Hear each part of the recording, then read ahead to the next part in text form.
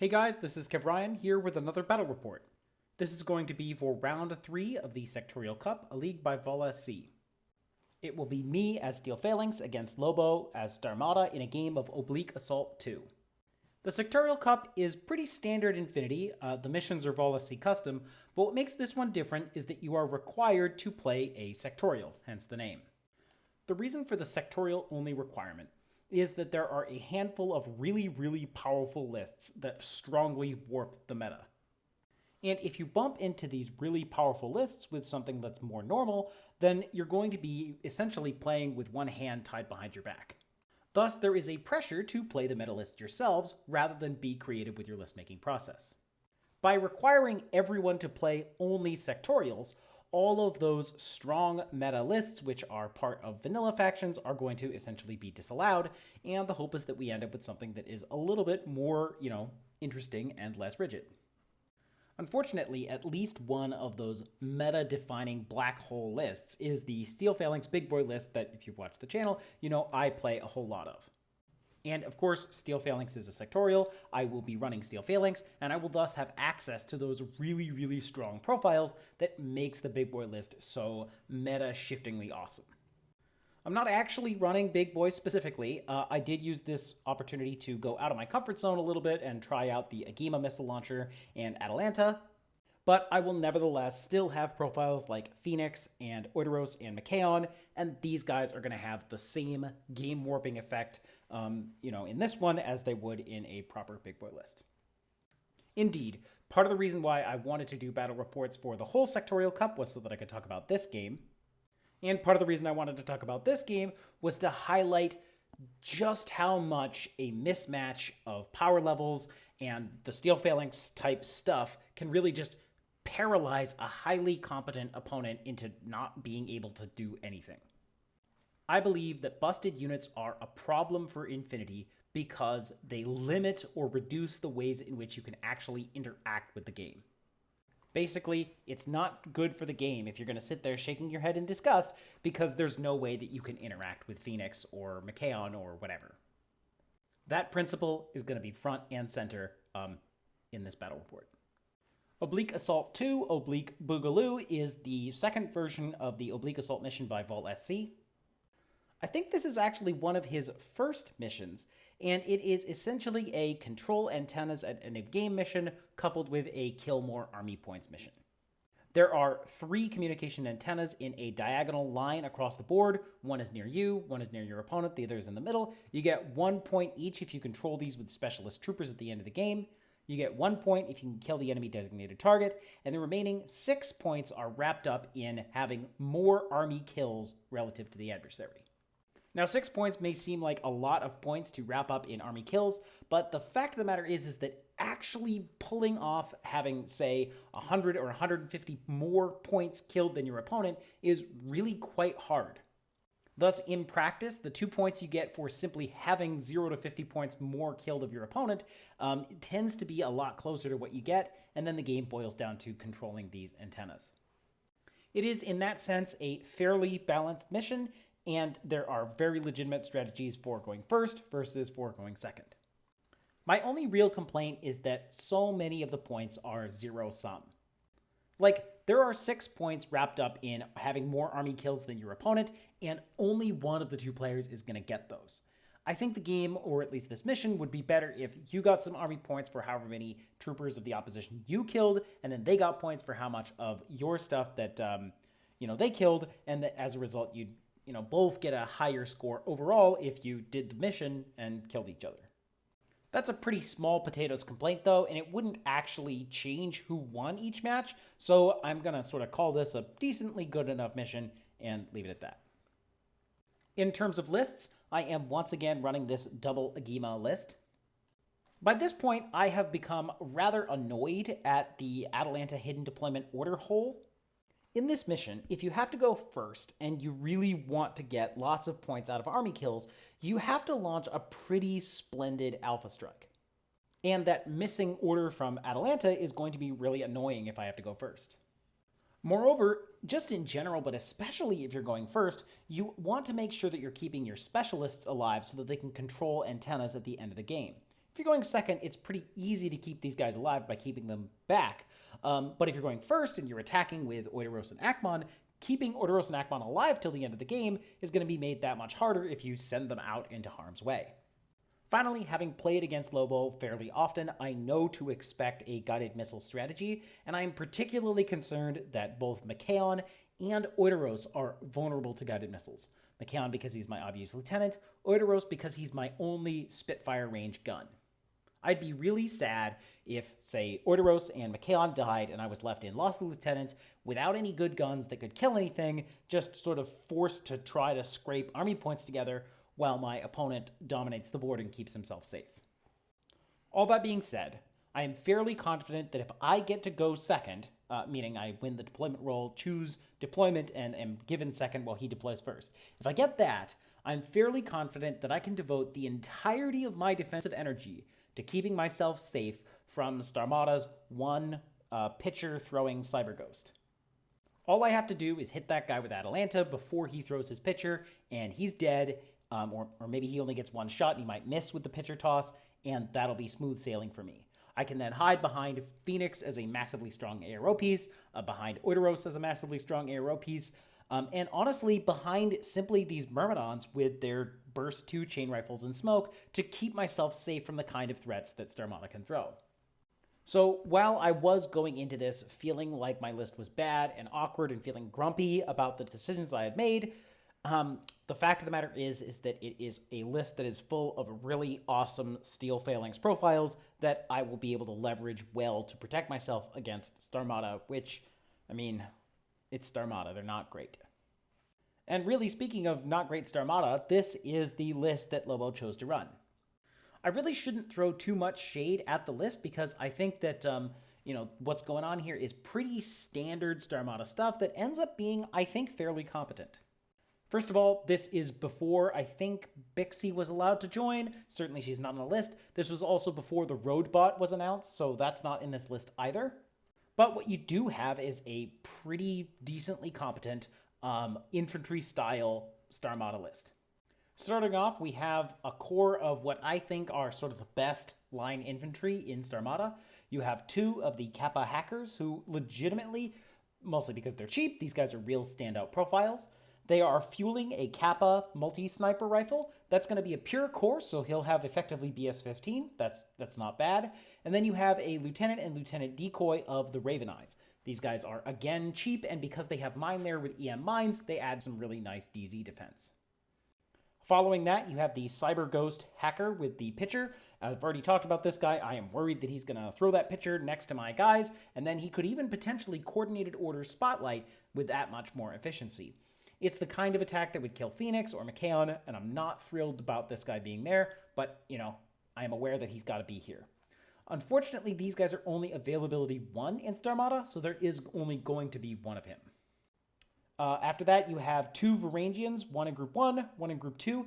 I was surprised that only one of them had the Trench Hammer. I think a Berserking Trench Hammer Varangian is, much, much better than the 12-point guy, but, there just aren't the points.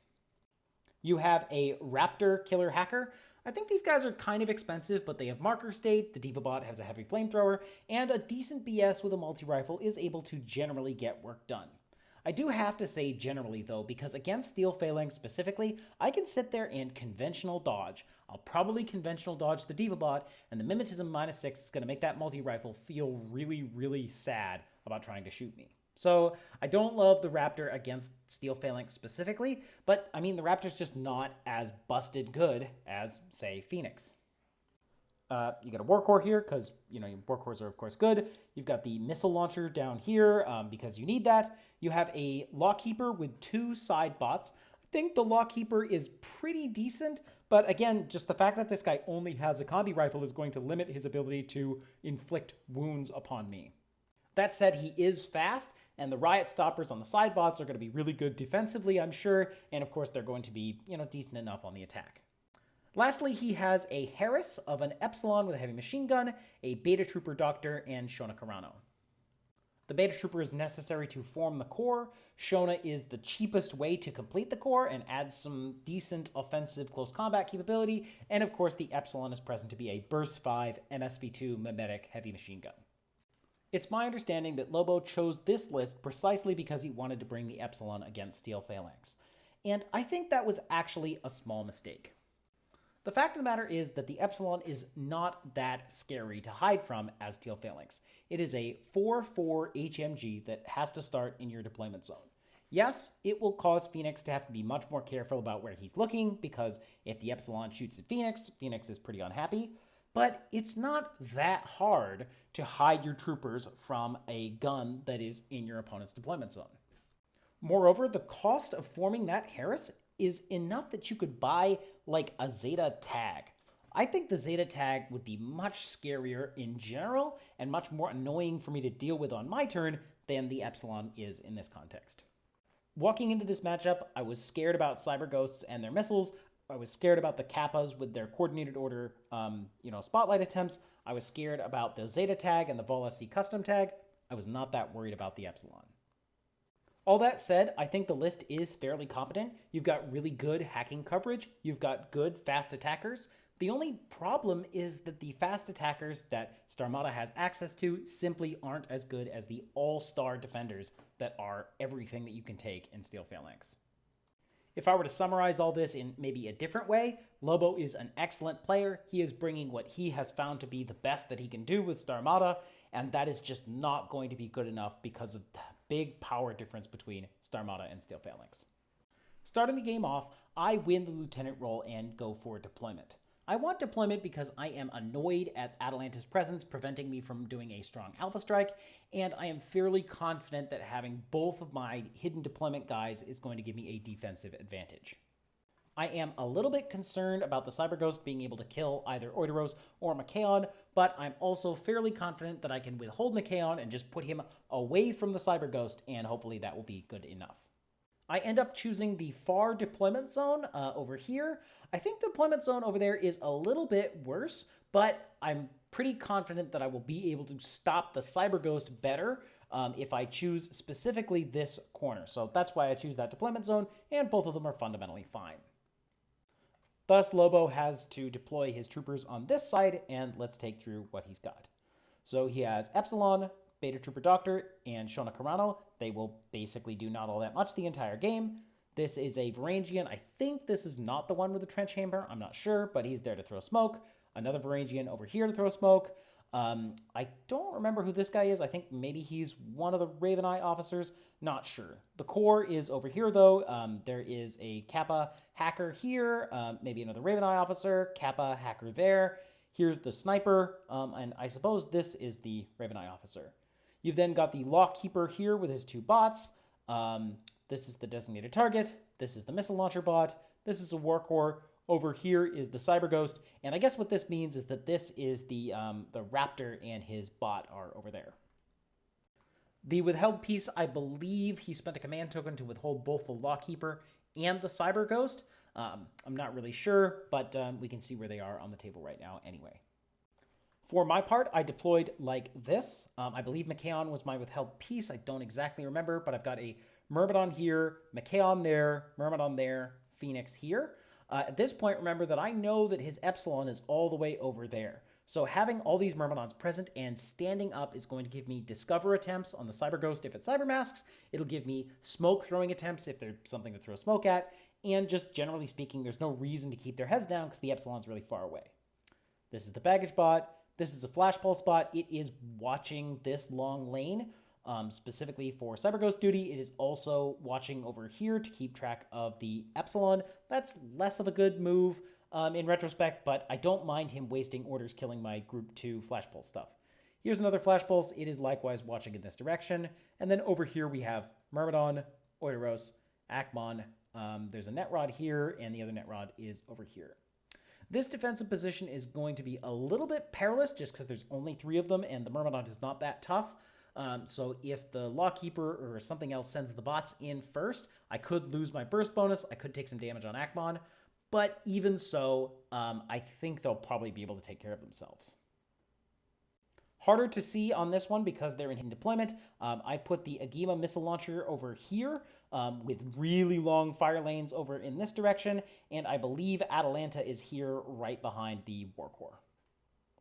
The reason I chose this spot specifically is because there are lots of ways to get line of fire on a Cyber Ghost as it tries to run up in this direction before it could throw a pitcher. If it wants to throw a pitcher over here, it can. You'll see me first, but that'll only get you Phoenix. If he wants to throw a pitcher here, that's actually beyond 8 inches from anyone, including McKeon, so it can't get there either. What that means is that the Cyber Ghost, if it wants to get McKeon and Phoenix, has to get the pitcher in this region, and that's going to be really hard with all the ARO watching. You'll notice that I actually put my designated target over here. That is another intentional ARO piece that is going to be there so I can get discovers on the Cyber Ghost as it advances in case that's something that I need. With that in mind, let's go ahead and look at Lobo's first turn.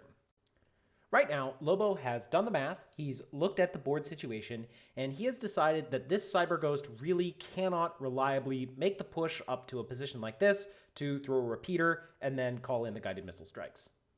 In particular, my hidden deployment has got him scared. He is worried that if he advances without hidden deployment, Atalanta or an Agema will reveal and kill the Cyber Ghost. On the other hand, he can use Cybermask to get some safety from the hidden deployment, but that's going to cost extra orders, and I do have enough things lying around that could discover him, thus costing yet more orders to go into marker state. Consequently, he instead is going to attack with the Lawkeeper over here and with the Raptor over here. These guys are both fairly competent attackers.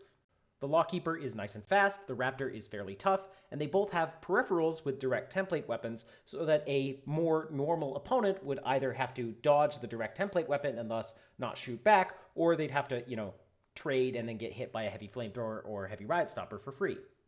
However, Steel Phalanx is not a more normal opponent, and the combination of wounds and mimetism is going to make those burst 3 combi rifles and multi-rifles simply not that scary. Ultimately, what's going to happen is that these guys are going to run out of steam before they manage to inflict serious damage, and then I'm going to mop them up.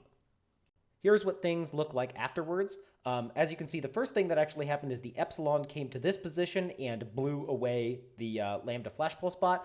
That took longer than expected. I think it managed to tank the hits from the Epsilon, failed guts over here, and then was killed by the Kappa Sniper. So that took orders, but also I was okay with it taking orders.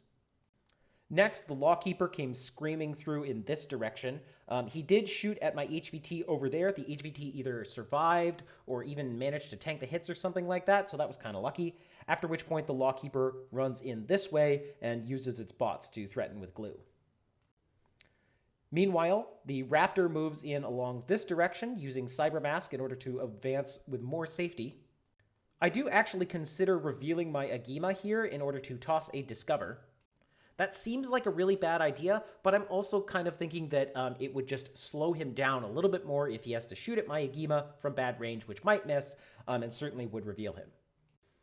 I don't do that. Instead, I rely on my Flash Pulse bot, which as you can see got knocked unconscious, and I rely on guys like this Myrmidon and Oideros in order to just sort of stand there and be safe.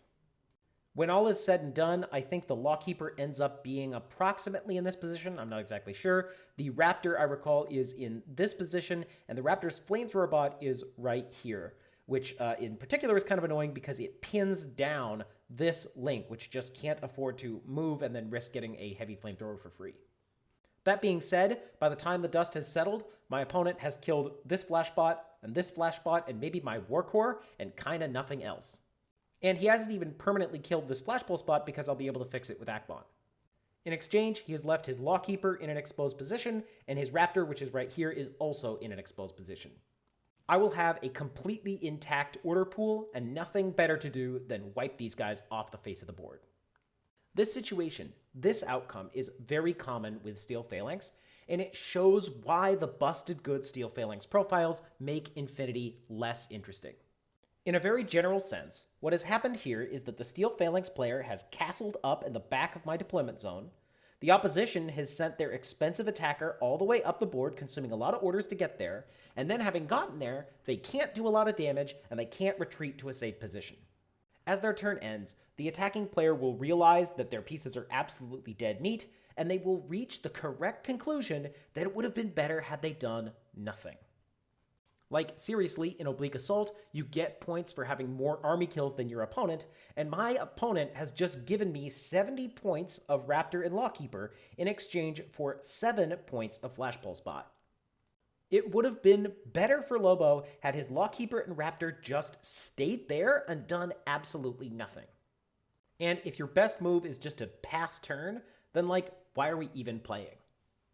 This whole situation is a case in point for the argument that busted good units, at least in the context of the big boys and Steel Phalanx, make the game less interesting. Anyway, let's go ahead and look at my turn. Here is where things end up after my turn is over. You can see here that there had been a flamethrower bot that wasn't present in the previous screenshot. That was the Raptor's flamethrower bot. The Raptor was right here. And because this was pinning down the link over here, what I end up doing is I take all of these guys, I wander over to this position, I kill the Lawkeeper wherever he was, I manage to discover the Raptor who had been in marker state, and then I kill him, and then I castle up in this position. Phoenix is there, he is watching in this lane. Machaon is far enough back that they won't be able to spotlight him, and then I have the Myrmidon and Myrmidon on defensive duty. In effect, all I have done is erase any changes to the board that Lobo made on his turn and just return back to square one. In the face of all this, at the start of Lobo's second turn, the first thing that he considers doing is simply passing his turn. I mean, he had just spent his entire turn 1 advancing expensive units up the board, and for his trouble gotten them annihilated, so I can see where he's coming from wanting to pass. He does spend a little bit more time thinking about it and decides that there is still something he can do, and he basically takes his Cyber Ghost, who is in marker state, and runs him all the way up to this position so that he can spotlight and guided missile strike Phoenix. On his previous turn, he had tried to throw some defensive repeaters down. I think he tried to put one here and one here. That might have been a small mistake, and it explains why he doesn't run his Cyber Ghost up to maybe this position and throw a pitcher. But I also don't think it would have made a particularly big difference whether the pitcher ends up here or whether the Cyber Ghost ends up here. In either event, after spending a fair few orders getting up to this position, he was able to spotlight Phoenix, drop a missile on Phoenix's head, and kill him. Fortunately, because I have Machaon far enough back, and because I have enough pieces on ARO duty, that's all he's able to accomplish, and trading an entire turn just for one 35-point Phoenix is okay with me. Once again, the absurd sturdiness of the busted defensive units in Steel Phalanx has turned infiNity, which is an interesting interactive game, and reduced it to a Burst 1 versus Burst 1 spotlight fight, probably the least interactive thing out there. I genuinely think that this strategy was the best strategy for Lobo to take, and I think it is real sad that that's true.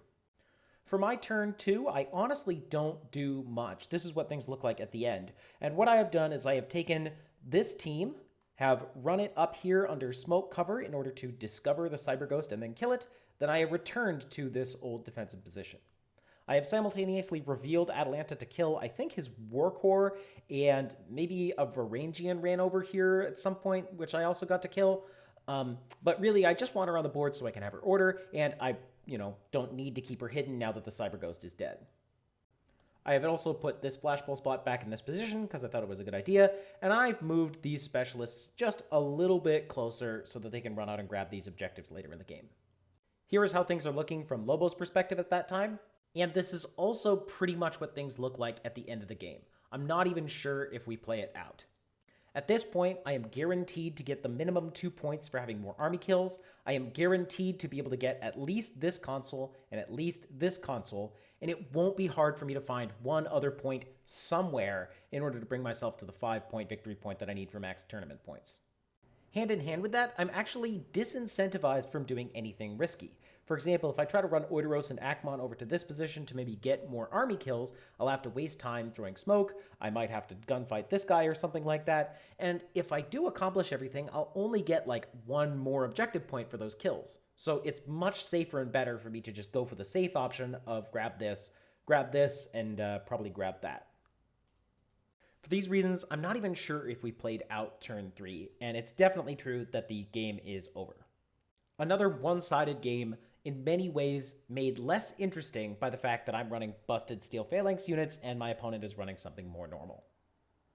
I do think things would have been at least a little bit more interesting had Lobo run his 2-tag list. In his other list, he has the Zeta, which is a great tag, and the Vaulsc custom cop car tag, which I think is, really good for how much it costs. These things might not have been much more effective at attacking me, but defensively they would have been sturdier, and because they were faster, they might have been able to fall back to a defensive position after accomplishing whatever they wanted to accomplish. He had taken the Epsilon over here because he thought that the Epsilon was a good counter to Steel Phalanx, but hopefully, as we're seeing here, the Epsilon really isn't that hard for me to avoid. Phoenix was originally in this position, and he had some fairly decent ARO lanes, but he was also just not visible to the Epsilon unless he wanted to spend a ton of orders walking the Epsilon to, here. All that being said, in either list, his best strategy probably is to try to use that Cyber Ghost to get him close to Phoenix with a repeater and then blow Phoenix off the board with guided missiles. It's a boring, non-interactive strategy that doesn't do all that much, but at least it doesn't put the Raptor and the Lawkeeper right next to my guys where they're likely going to get killed. Before wrapping up, I do also want to talk about how the game might have gone had Lobo been running his standard Vanilla Nomads list. He and I happen to live close to each other in real life and have played in tournaments on multiple occasions, so we could be fairly confident imagining how the game would go. And that interaction also demonstrates how busted good units on both sides can make the game less interesting. So let's just imagine that Lobo is playing his standard Nomads and I have deployed in approximately the same way. Lobo, going first, knows that there's no point in shooting at my guys because I'll just throw smoke and survive. So while he might junk this Flash Pulse bot with Salamandra or maybe force Phoenix to throw smoke with his Salamandra, he is not going to score all that many kills that way. Instead, what he's going to do is withhold a Heckler. After Phoenix goes down in this position, he'll probably put his Heckler maybe right there. Then the Heckler is going to walk up to this position and then deploy a Fast Panda right here. This is going to cost him 2, maybe 3 orders tops. And because he starts in marker state, I have no chance to hurt him until he's spent 2 orders. Now, with careful deployment, I might be able to make it so that the Heckler has to walk 3 or even 4 orders before dropping his Fast Panda. But to do that, I'll need guys on ARO, like this Flash Pulse bot, and like Phoenix. And because the Salamandra is so tough and so good at shooting, he can very reliably kill the Flash Pulse bot and force Phoenix to back off. So in 3, maybe 4 orders, one of which was the Salamandra's Tactical Awareness order, there is now a Fast Panda that has appeared in the center of my Nomatarkos. Thus, the Nomads player in this case has, let's call it, 8 orders with nothing better to do but Spotlight and Guided Missile Strike everyone that he can. These are all Burst 1 versus Burst 1 engagements. Maybe 8 orders is enough to kill everybody. Maybe 8 orders doesn't do all that much. But it is certainly not that interactive. And unfortunately, because Steel Phalanx is so good defensively in other ways, I do think it is the best strategy. In other words, as Lobo and I are talking through this imaginary game of his Nomads versus my Steel Phalanx, we reach the conclusion that the two of us, who collectively have thousands of hours of infiNity under our belts, hundreds of highly interesting interactive games, the two of us playing together is going to basically boil down to 8 coin flips in a row. That is the effect that these highly tuned meta lists full of busted units have on infiNity. They don't make the game more interesting. In fact, they kill it. At least, that was the opinion that I came away with after this game and the discussion that followed it. Thanks for watching, and I'll catch you around.